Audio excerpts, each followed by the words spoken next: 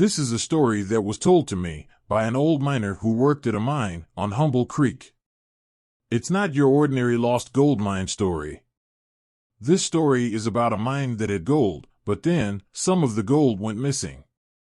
You will want to listen to the end to really find out not only where the missing gold went, but how it disappeared.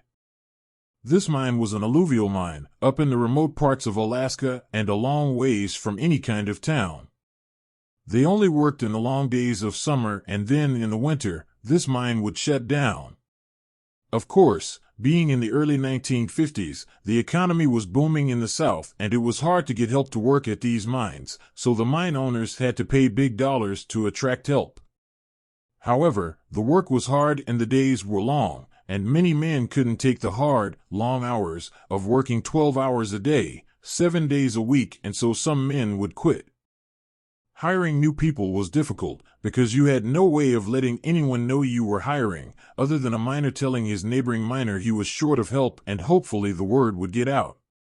Sometimes from time to time, a drifter would walk into the mine looking for a job, but that was quite rare. One day, a couple men quit and the mine was working short-handed.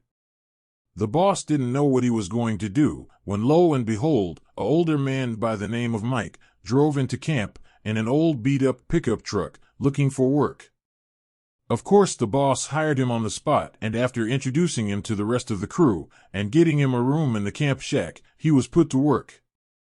When you first hire on at this mine, you get all the dirty, hard, labor type of work, unless you are a top-notch machine operator. This new hired man, however, didn't run machines well, so he was tasked with being what they called a sluice tender. Tending the sluice was a cold, wet, dirty job.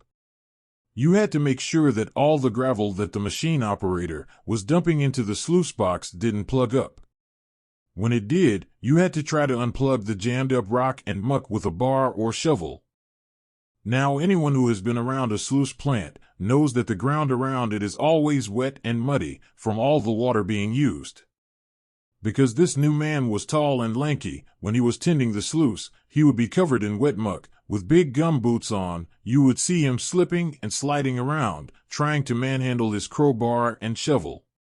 The rest of the crew would watch him struggle and snicker to themselves, and that's how they ended up calling him Slippery Mike. Now, once a day, the machine operator would shut down and take a quick break and check over his machine. During this time, it was up to the sluice tender to rake the riffles of the sluice box. Raking is a term used to break up the compacted dirt and loosen the material so the riffles would be cleaned out for the rest of the shift. He had to work fast because the machine operator would not want to be kept waiting. Once the riffles were raked, the machine operator would start shoveling gravels through the sluice, and then the sluice tender could take a quick break. Every day after raking the riffles, old Mike would shuffle over to where an old broken-down, 2-ton truck was parked at the edge of the claim. He would stand there, take a leak, and then lean against the fender and have a smoke. After having a cigarette, he would be back doing his chores. Soon it was starting to freeze, and the season came to an end. Everyone packed up and headed home before winter set in.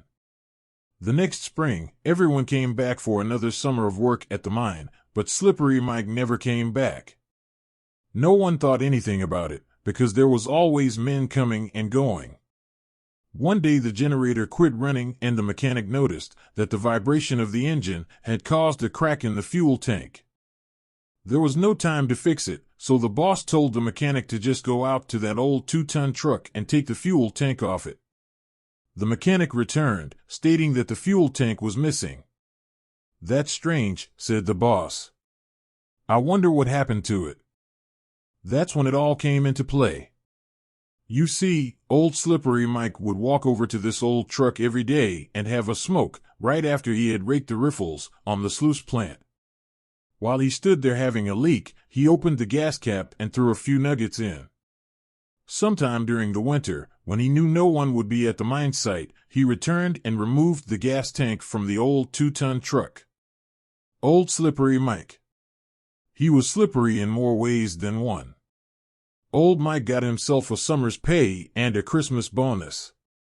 Someone thought they saw old Slippery Mike driving around Fairbanks, in a brand new pickup truck, but then again, it wasn't certain.